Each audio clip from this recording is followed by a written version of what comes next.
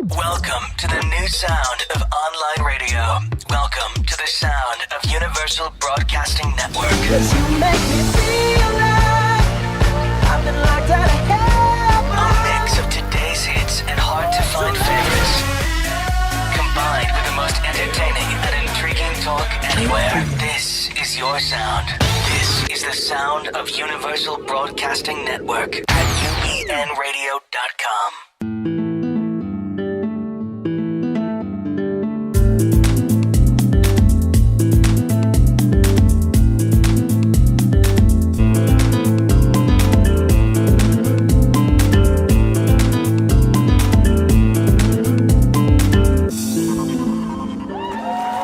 Hello, everybody. Welcome. Good afternoon on this beautiful Tuesday afternoon. We are Del and Debi, Mind, Body, and Soul, and we welcome you. I am one of your co-hosts. I am Debi Carlin Boyle, and I am certified here as a personal trainer, a fitness instructor, and an integrative nutrition, health, and wellness coach. And I like to help my clients and people find balance in their life with everything that feeds us, in addition to the food on our plate. And we have a wonderful, really compelling show for you today that we would like you to get involved with. And in order to do that, you can become part of the conversation. So before I introduce my co-host and she introduces our show and our guest, I'd like to tell you that you can call in, ask a question, or make a comment during our show.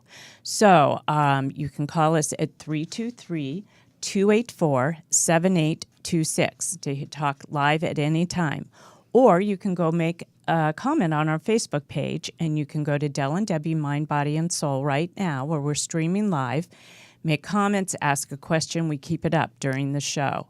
So, having said all that, we welcome you, and I'd like to introduce to you my beautiful co-host right here to my left. Thank you so much. Hi, I'm Del A.D. Jones. I'm the other half of Del and Debi. And I'm a certified transformational coach and a 3 principles teacher and practitioner. And I help my clients achieve a healthy psychological well-being so they can experience a more joyful, peaceful, loving, and inspired life regardless of the external circumstances they find themselves in. So today we have, as Debi said, an amazing show. And we are very happy to welcome Aria Morgan, a remarkable woman who at the age of 14 defied the odds by surviving an accident that by all accounts should have taken her life. After her accident, Aria underwent a radical inner transformation and experienced a profound shift in her spiritual perspective. After years of suffering from the injuries she sustained, she decided to take her healing into her own hands rather than listen to her doctor's predictions and worst-case scenarios. After college, Aria found yoga to be the most healing modality the one she'd been looking for, and later she incorporated meditation and mindfulness into her practice. Today, through her teaching, coaching, and writing, Aria shares the wisdom she gained from her experience to help others heal themselves. Her specialties are in the areas of healing from injuries and pre- and postnatal yoga, and her belief is that to achieve success in any area of life, we must work towards our dreams, not our predictions. So welcome, Aria, and thank you so much for being on the show today. Thank you for being here. Applause. I love that. Yes. Work towards our dreams and not our predictions. And we're going to talk about what that meaning is to you. I think that's really a very potent phrase. Yeah. Thank you. But we like to start from the beginning. Yes. And As we want to always. know where you're from, all about you, and how you kind of got into the path to where you are today. Yeah. So tell us a Okay. little about Well, we yourself. know what happened at 14, but let's go Yeah, further back. let's than go that. back. Yeah. Further back. Where did you grow up? Well, I was actually born in the former Soviet Union. Oh, really? Yeah, but Wow. I was quite young when I left, so I have no memories of childhood there. Yeah. My mom's Russian, my dad's Egyptian. We were in Egypt for 2 years, and then in 1974 we immigrated to the United States. Now, did you have Very siblings interesting that background. immigrated with you? No, my brother's American-born. Oh, so he came later. So he came later. He's Okay. 5 years younger. Yeah. Ah, gotcha. Yeah, Very so interesting. I was always an immigrant. I was always different in that sense than my American, children in my classroom. And What language you- did you grow up speaking? Russian. Russian. You did? Okay. Yeah, Russian was the language of the house. Both Yes. my parents, my dad spoke Russian because he studied in the Soviet Union for a year, and that's how he met my mom. I was going to say it's probably how they met. Yeah.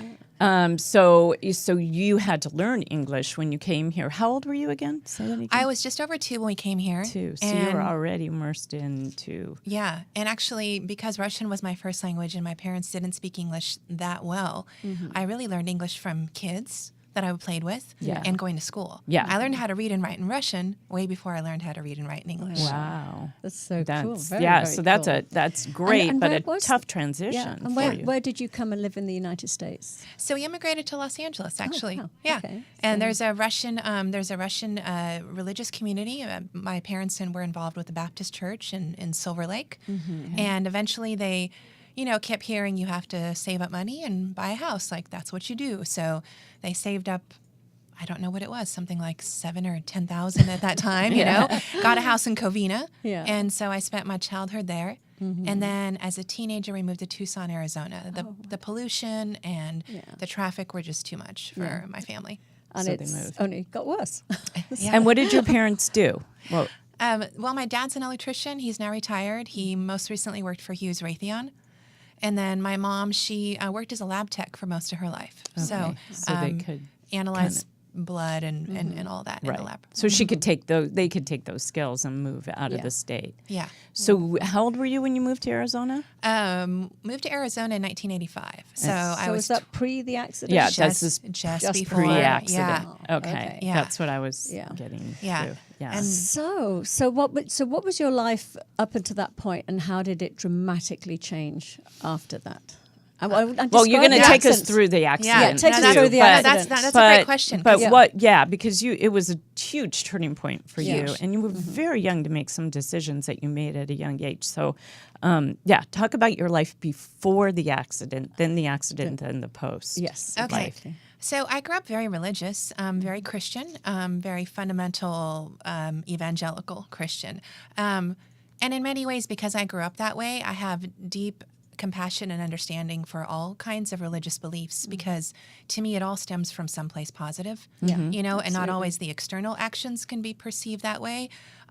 But internally, there's a positive belief system, I believe, that drives the heart of any religion. Yeah. And there's so- more commonalities than there are differences if we look in that direction. Exactly. Absolutely. So I grew up believing that if you didn't believe in Jesus, you were going to hell. I grew up believing that and talking about it to kids at school. I remember literally being one of those kids who would preach the Bible. And I was very dedicated and very firm and very comfortable in my belief system.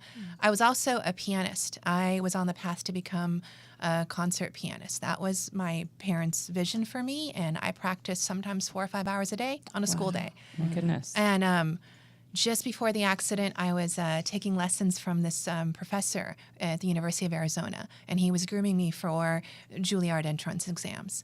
And I remember, so kind of jumping forward after the car accident where I wasn't able to practice for over a year, him telling me, well, you can either come back and study under me, but you have to not go back to high school. I had just missed my whole freshman year due to the accident. Or you can go to high school and basically I will not teach you anymore, like make that decision. Wow. So you can kind of gather where I Yeah. was. It was a very serious path with piano and very dedicated in my Christian belief system. Right. Okay.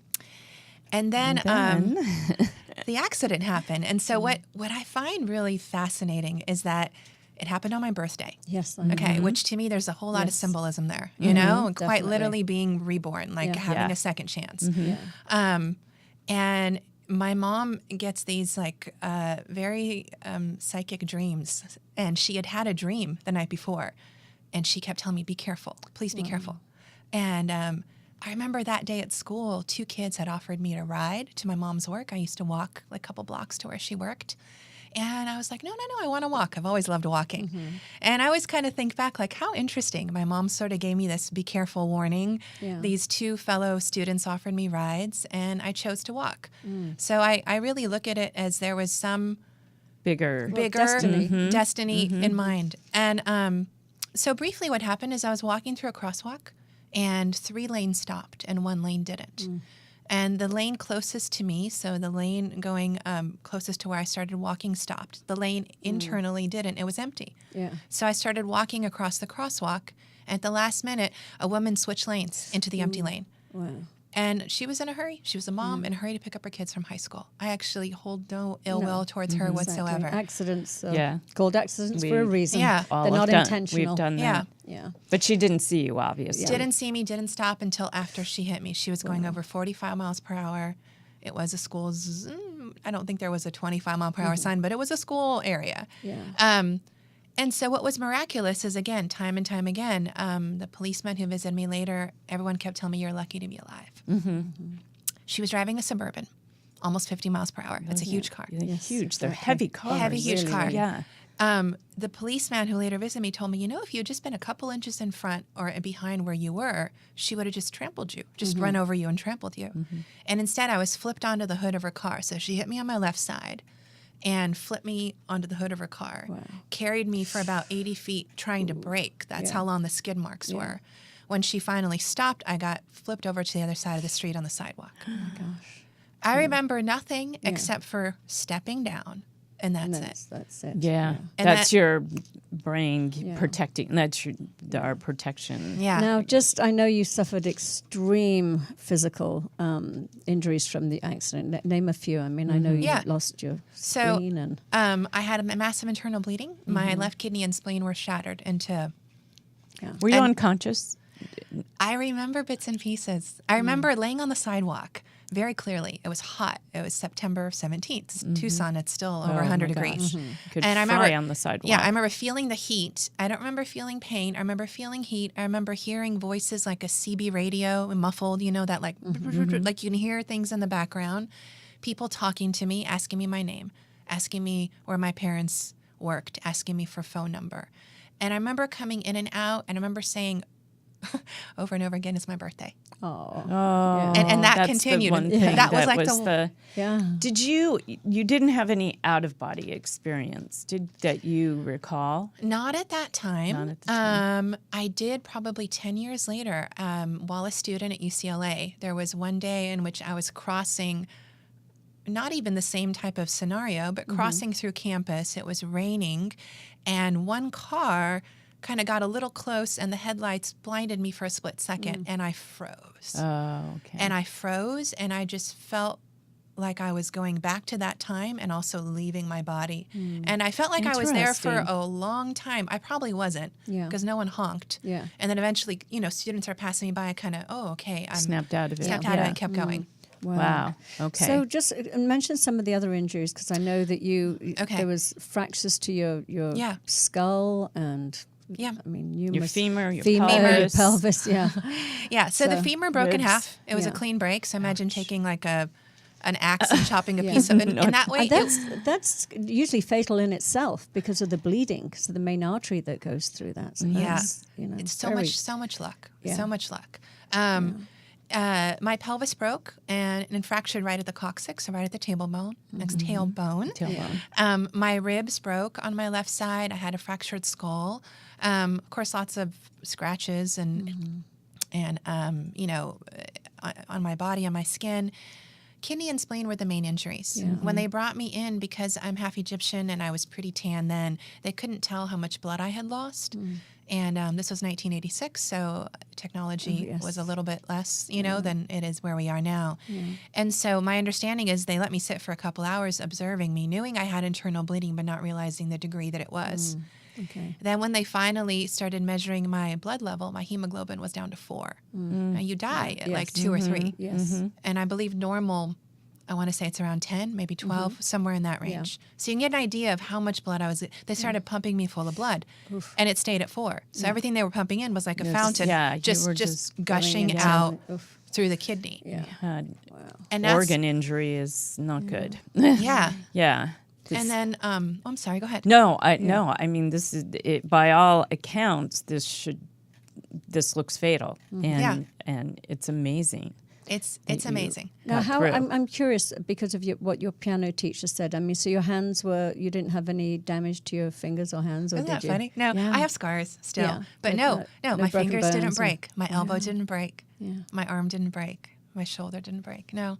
Interesting. I Kind of all went into surgery, centered. and the man who operated on me, I'm still so grateful to him, Dr. Richard Carmona.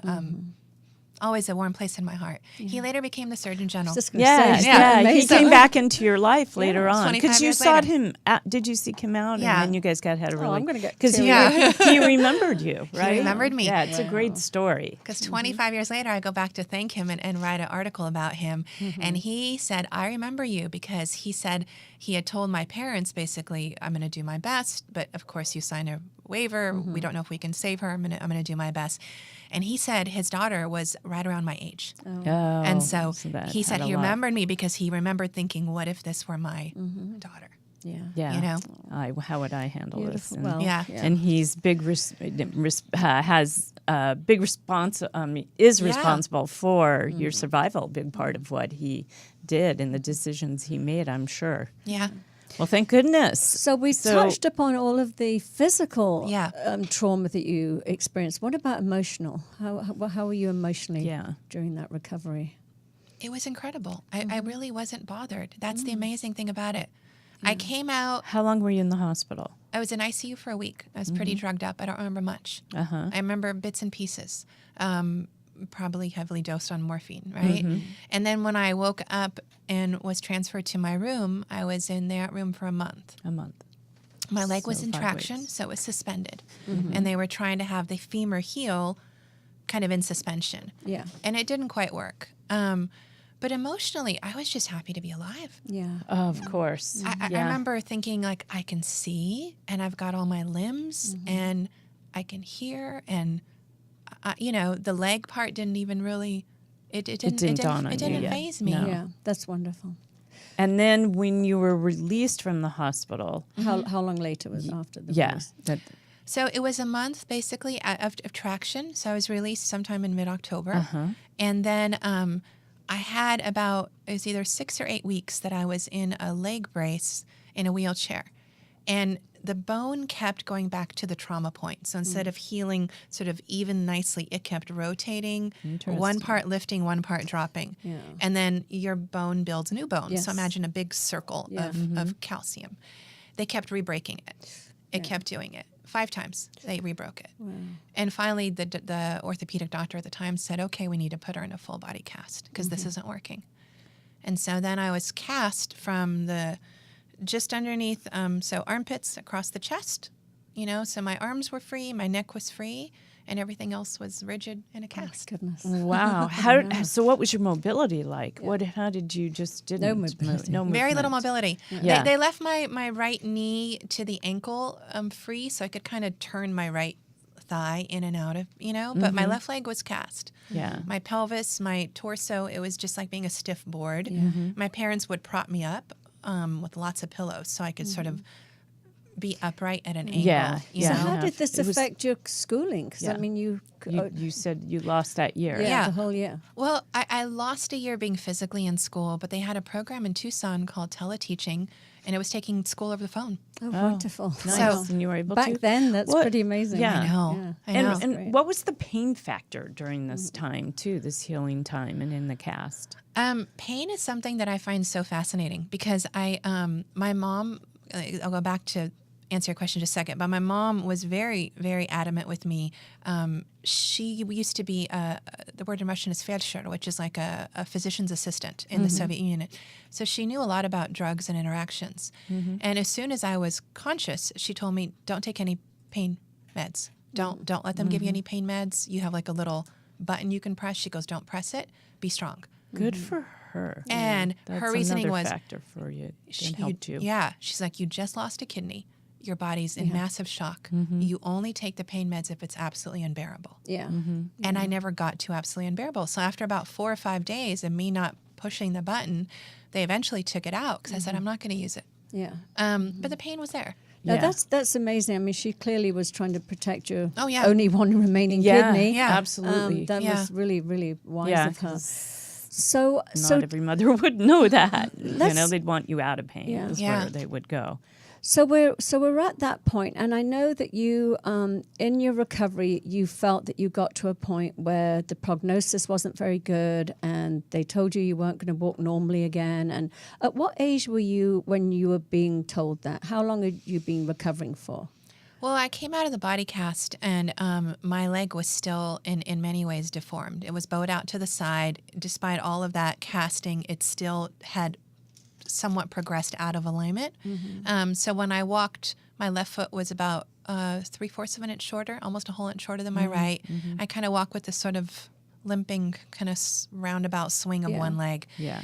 And at that point, yeah, you'll never walk normally again. You're not going to walk the way a normal person will. These are your doctors and your rehab people are Right. telling you don't expect. They don't expect much. But I thought, no, I'm going to go to the gym and I'm going to start to rebuild back muscle. And I competed in 2 bodybuilding championships and I placed. And I basically kept doing my best.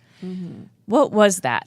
What was that you said, I'm not going to listen to, we all look at doctors as authoritative figures and, We have them their on word is pedestals like God. God. Yeah, they are gods. And what, at that young age, you said, I'm not going to listen to that. I know what I'm capable of. That's the most miraculous part about this whole thing, I think, is you overcoming that authority and taking it by, you taking control of your own recovery and wellness. Yeah. What was that at that young age? It was this deep inner understanding that no human being could tell me what was possible. And I didn't care that it was a doctor. It was, to me, you're a doctor, that's wonderful. You know things I don't know, that's amazing.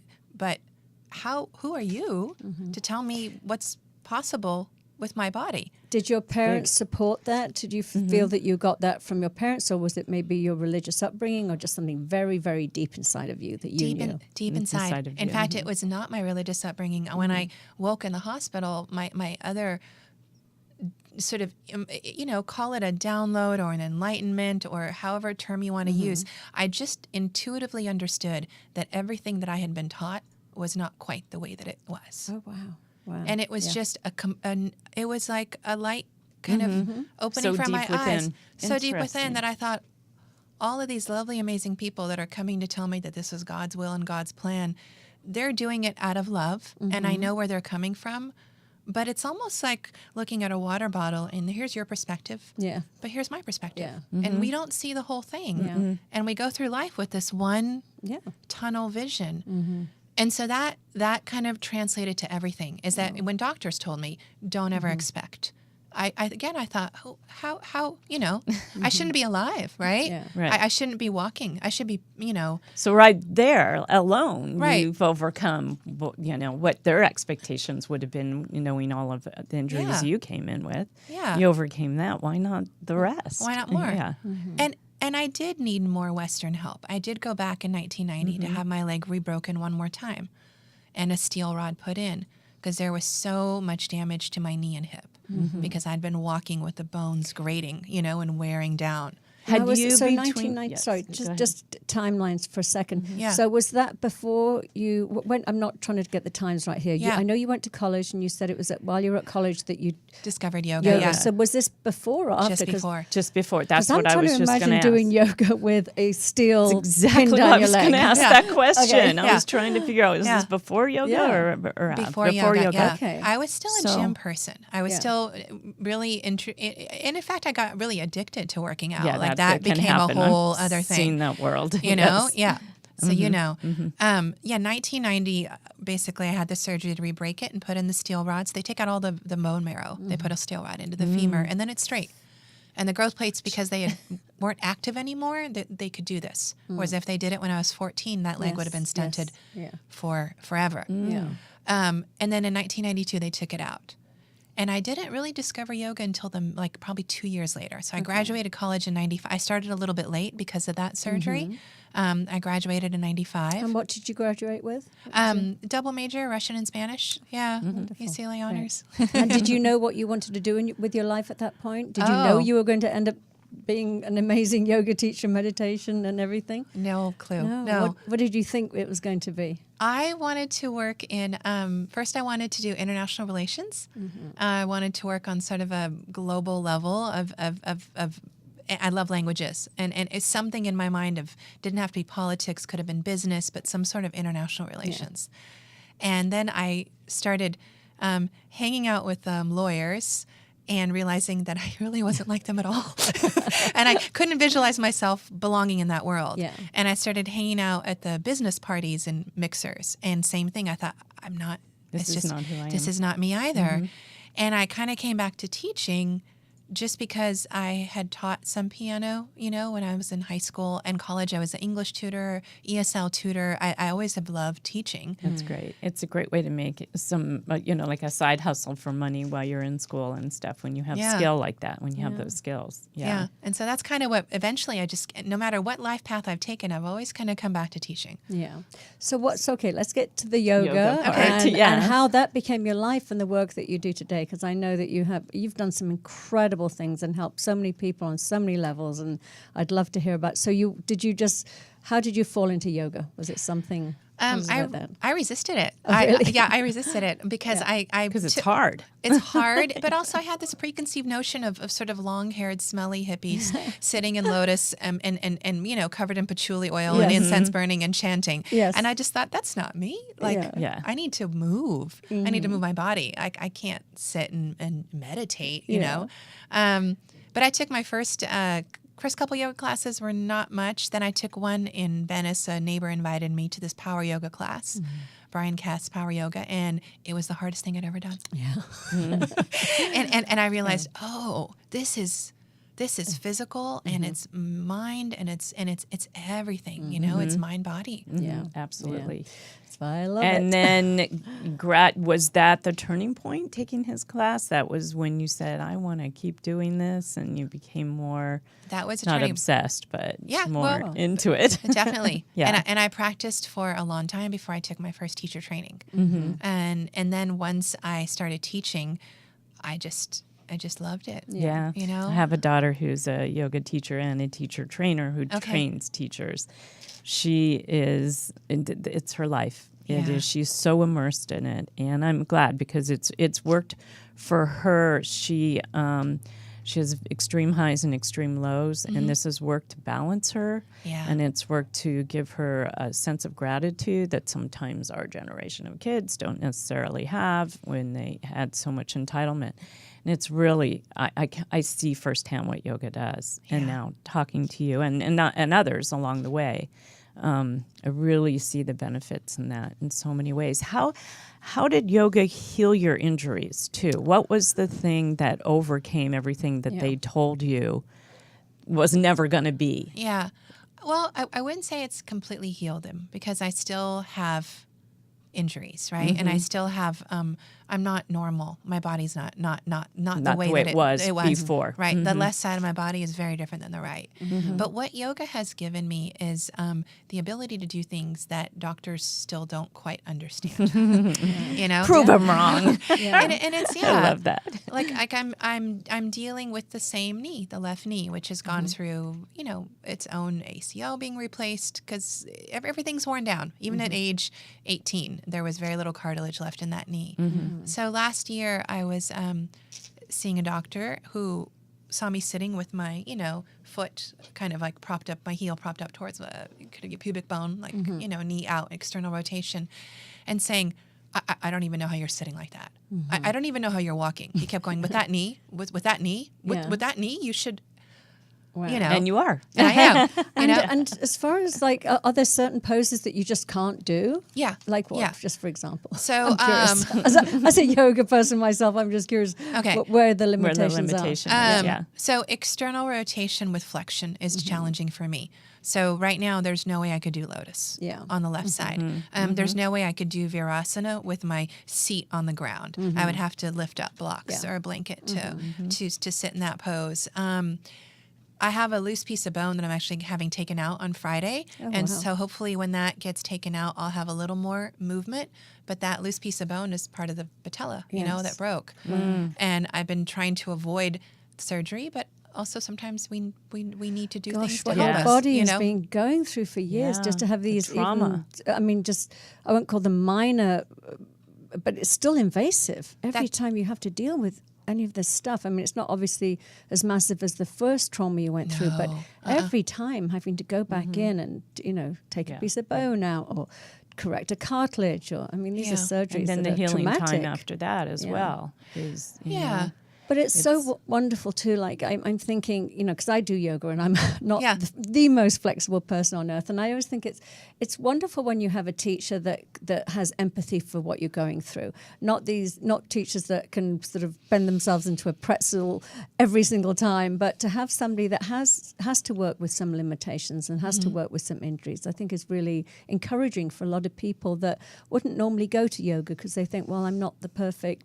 yoga body. Yeah. So I think that's great that you are, helping people who have injuries themselves. I think your story is so encouraging, and so it's beyond miraculous, because you actually took control of your health and wellness yourself, and you did it through yoga. People do it in different ways a lot, but you did it through yoga, and you've proved something that can help so many people to see you endure all this and go through it in spite of, So much. See, It's huge. Yeah, I believe, say with yoga, I believe that there is something that we will never understand.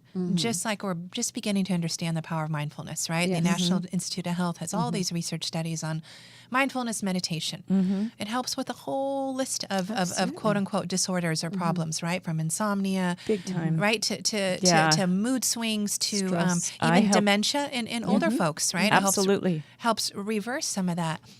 I help people with adrenal fatigue. There you go. And meditation's huge to help with that. Yeah. It's huge because they're often running, they're not stopping, and mindfulness and meditation.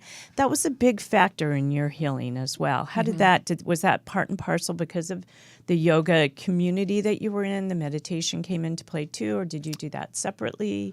The meditation, I would say mindfulness in the way that it's taught was something I came to after yoga. But in the sense of meditating and training the mind was something I learned in the hospital to deal with pain.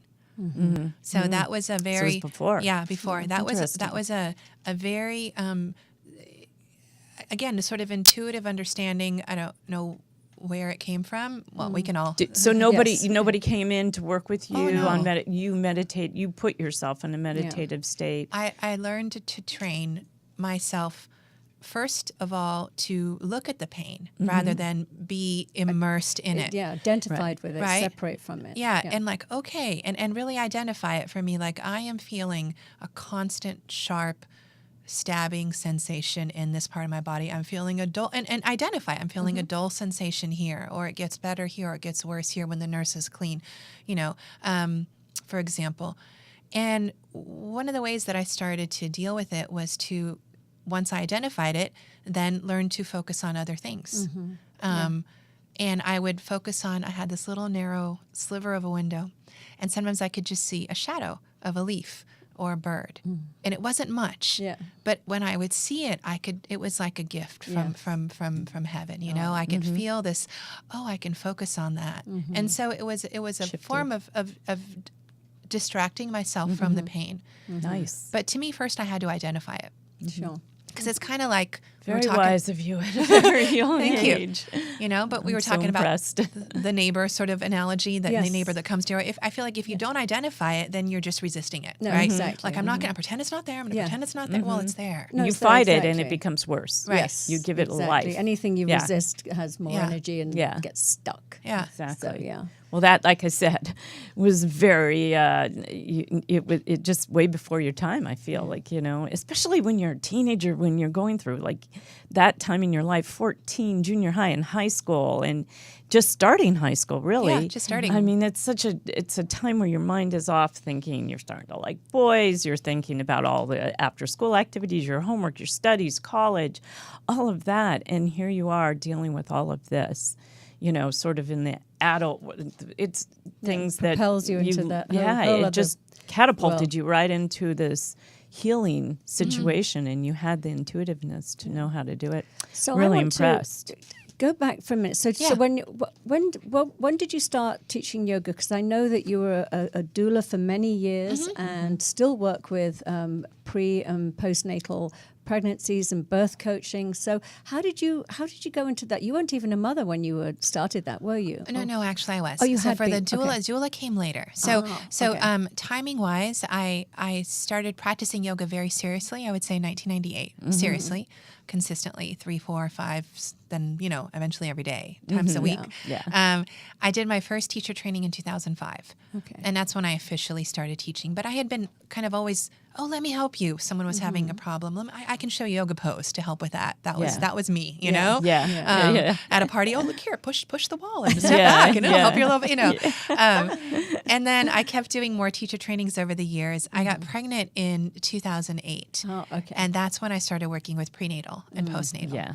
Okay. And that was because just by nature of the fact that you were trying to learn for yourself what would be the best way to have Exactly. the most natural and the most exuberant birth that you could have, the best experience. Exactly. The Yeah. most empowered birth for me was what was important. And then in 2010, a friend of mine asked me to be her doula because I had a home birth and it was incredible. With a doula yourself. No, You didn't have a doula? I had the woman who was going to be my doula was actually my monotrice. So sort of like a monotrice is like more educated in medical terminology than a doula. Like a midwife? She was a Accommodations? midwife in training. Yes. Okay. So she was my monotrice. This is when I was going to be birthing with an OB.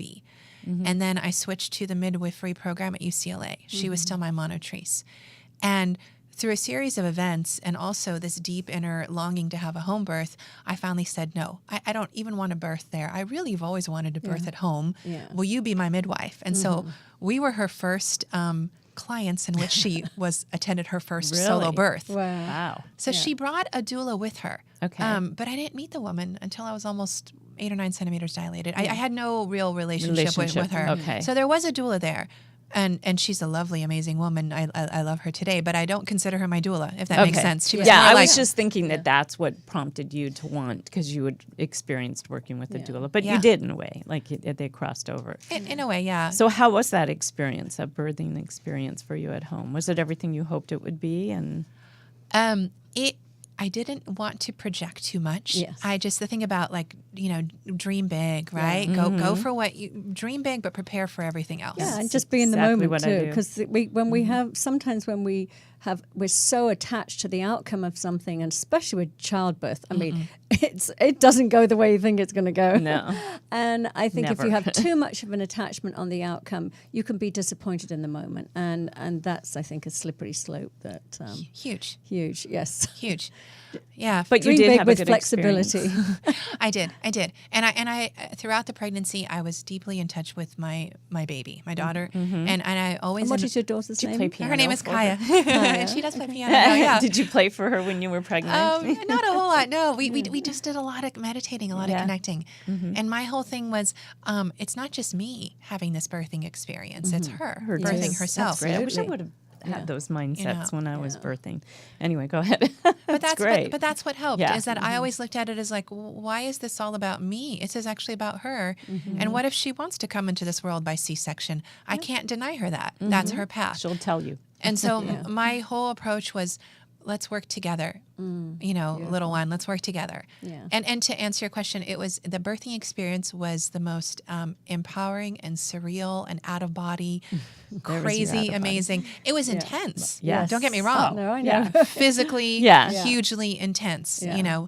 But Completely 100% natural. No. well, yeah, because you're at home, so Yes, there's no yeah. option for pain medication. Yeah. Okay.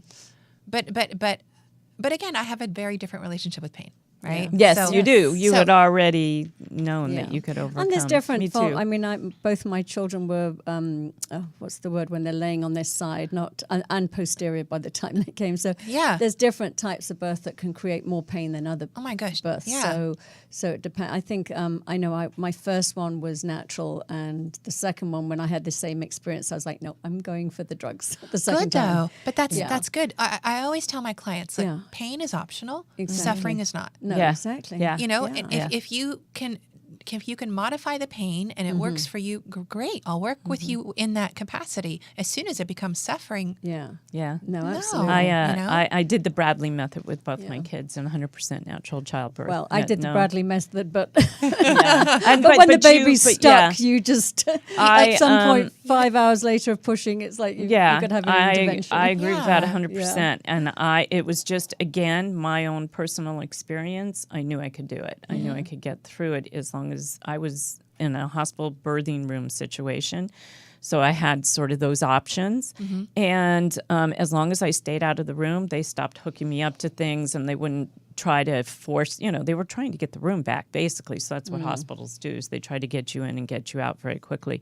And I really had a long talk with my doctor and way ahead and said, I want this to be a personal experience, not the experience that, I'm just a fly on the wall or just a number to the staff and I come in and you push me out. I want this to be mine and my husband's, and it was. And we were able to do that. Unfortunately, it lasted almost 5 days, but, we went on for a while, 4 days, but we went on for a while. And, it was all beautiful and natural. And, I was out of that hospital. Within 6 hours, I was home. Because I had, and took it from there, just took the holistic lifestyle along to her yeah. from there. Same thing with my second one. The only thing was with my second childbirth is I got very, very, very dehydrated because I started to anticipate 4 days again. Oh. So within 24 hours, after the 24th hour, I got dehydrated. So they had to hook me up to an IV to hydrate me. And that was, that was for my sake, so I didn't faint before I had the Yeah, baby, really. and for the baby's sake. So some things you just have to do. And, that's what you were saying. When you're suffering, you have to do something about it. I wasn't in pain, Yeah. but I didn't want to. This was not just me. It was my child as exactly. well. Exactly. Yeah. So I love that philosophy. I love that ideology. So Lovely. I'm curious, what because I know you were a doula for about 6 years, 6 years. and over 100 births. Yeah. That's Yeah. amazing. So Yeah. what, I know you said had to be a change in your schedule. So what happened that you decided not to do that anymore and to just focus on? my marriage was ending, and so it became very, very challenging to be on call. Yes. And basically I continued it for almost a year after I was already. We have. We're friends. We communicate well, and he helped out as much as he could. But nonetheless, when you're on call for a birth, Yes. you need to be able to get out the door. Right. Yes. And when you have your Timing. daughter with you, you can't just leave your kids. So I was then relying on friends or neighbors or, her dad to help out. And if it's 2 or 3 in the morning, Yes, that's It's tough. really Yeah. tough. It yeah. became It's very- a very tough schedule to be a doula. it You have is. to be on call 24/7. you're on call 24/7. And I went into, basically adrenal fatigue. I went into a place where after taking on that much, because you come out of a birth that sometimes is 40 hours long. Yeah, see? I had one that was 72 hours long. Ooh, they beat me. And you come back and you're mom. Yes, Your kid doesn't exactly. understand that Yeah. you Yeah. were And just she needs you. I mean, And she's And you got to young. go to bed because your body's Yeah. done Yeah. for that moment. Yeah, So you do it's hard. most of your training now with the pre and postnatal, but with the yoga. So you're still involved in helping people have beautiful births and take care of their body and be prepared for childbirth. I think yoga is an amazing thing to prepare. I did yoga every single day. Yoga's incredible. Yeah, post and prenatal. Yoga's amazing. I think I told you I worked with Guru Mook, Yeah. who I adored. It was amazing. But I think that definitely helped me prepare for my deliveries anyway. Yeah. So that's wonderful that you still get to do that without having to leave your daughter behind. I do. And what I'm shifting towards, and at least what I would like to invite more of, is basically being a birth coach. So coaching a woman through her pregnancy, but not being on call as her doula. Yeah. So Oh, that's in nice. some ways giving much more than I would as a doula in terms of preparation. Yes. Right. Because there's just talking about sometimes nutrition Education. and meditation and Big time. yoga and just questions. So that's something I would like to invite more of. And You could do that in Wonderful. or maybe you have in a class setting, like where you would do pre-birth classes, and kind of like the Bradley method is a 12-week course. So you go with your notebook basically, and it's an education from conception all the way to the first year of life. So, and there are some things that get a little preachy in terms of very, very, very natural, whatever that means in that sect. But what I found was, very much I was empowered by that education to have this birth, because I understood the process, not only what was going on internally, but externally around me too, and what to expect. I mean, you would be great. Do you do that? Do you do classes like that? I'm just starting back into teaching regular group classes, and that's one of my goals, is to actually build the class enough so that I can offer that. Yeah. So in addition, months before. Oh, we have a phone We call. have a phone call. Hello, caller. What's your name and where are you calling from? Hi there. My name is Naj. I'm calling from Los Angeles. Oh, hi, Naj. Hi, Thank you Naj. for calling. Do you have a question or a comment Hi. for Aria? Well, first I got to say I love this show. This is my Thank first you. time watching. Oh, thank Oh, you. And I Thanks for really joining us. We what appreciate you're it. doing. And I know Aria, and it is also a pleasure to get to know a little more about. I've known Aria for over a decade, but now I'm getting more Aria. It's And Aria's hour. you can never have enough of Aria. Yeah. She's lovely. Yeah. That's great. Thank you so much.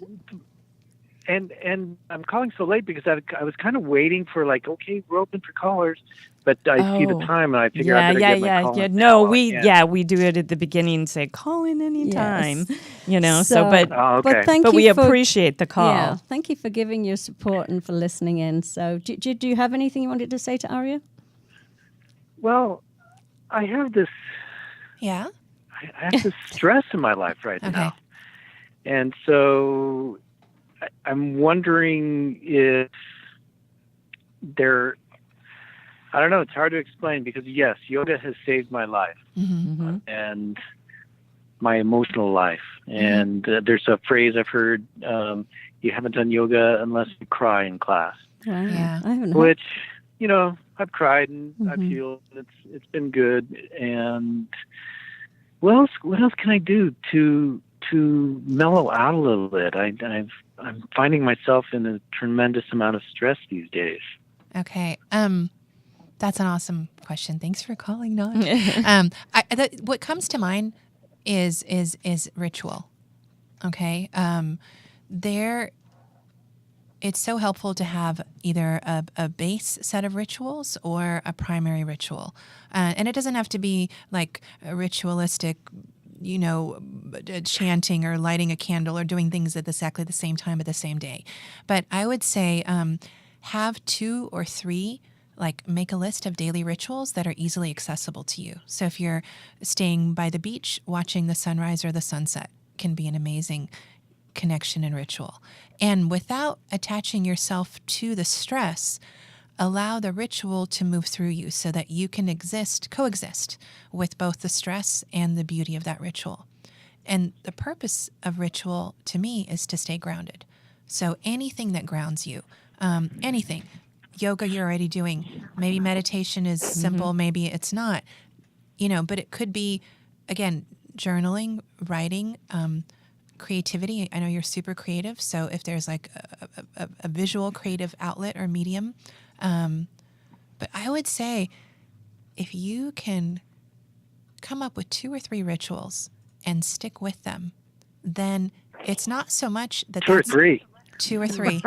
2 or 3. Maybe attach one of them, I'll if start I with can 2. interject just 1 second. Yeah. Maybe attach one of those rituals to before you go to bed, so the quality of your sleep is Yeah. better, which in turn will take your stress away at the end of the day, Yeah. at the next day. So one of those rituals, Yes, which I that- agree very strongly with rituals, before bedtime, create something very calm and Totally soothing for resonate, you. yeah. Yes. Okay. Love it. Thank Okay, you. well, thank you so much for calling in, Raj. That was really, really wonderful of you to do that. We've got 2 minutes left, so I want to Okay. give Aria a moment to Okay. share her contact information. And I know you have a meditation podcast and just how people can find you and work with you. Yay. Thank you. Thank you for the call. Thank Yes, you so that much. was wonderful. Thank you. Yeah, thanks, Naj. So you can reach me at Yoga with Aria, just all spelled out. That's my website. You can find me on Yelp that way if you want to look at reviews. Are you teaching? You're at the moment you're teaching. Yeah. So at Yes. the moment I'm teaching privately, and then my public class right now is a prenatal and postnatal class that I just started. So if you're pregnant or if you want to bring your baby, it's for mommy and me, baby and me, prenatal and postnatal yoga in the Palisades on Tuesdays and Thursdays. And I know that you have lots of articles on your website. You've written for some incredible magazines, LA Yoga. Been featured. Yes. Yeah. Articles many have been written times. about you. Yeah. Yes. And I do. I love trying. So you'll find most everything on my website, yogawitharia.com. My podcast, which I'm not as regular as I could be, but it's called Meditations for Life. Yeah. So you can subscribe on iTunes or Google Play or Podomatic. Wonderful. And they are actual meditations. They're actual meditations. Okay, so Yeah. people can meditate Yeah, to that. so I love that. So that That's could a be one of referral the- I can use Yeah. for my and clients. that's a ritual that people can help them to deal with stress. To me, it's key. Yeah. There has to be some way of turning down the volume and turning up an inner sense of connection. Yeah. Yeah. What a the great and calm final within. words of wisdom, which I think you may have Yeah. just said, but Yes. final words of wisdom for our Stay connected to your intuition. Beautiful. That will never really steer, that will took never you steer through. you wrong. Yes, exactly. Thank you Wonderful. so much, Aria. We have a Wonderful. mutual friend, Yes. which is how we met. Yeah. Thank you, Liz. I know you're listening. Appreciate you sharing your Yes. story with us, and Amazing. so glad Thank you. that Thank you very everything much. came out the way it did. And we thank you also for joining us today. This was a really, like I said, Yeah. it was going to be a very compelling show, and it was. It Thank was you. wonderful. So, Thank help a you lot of so people. much. Have a great week, and we will see you back here next week at 1 o'clock Pacific time, ubnradio.com. Bye, everybody. Bye, everybody. Thank Thank you.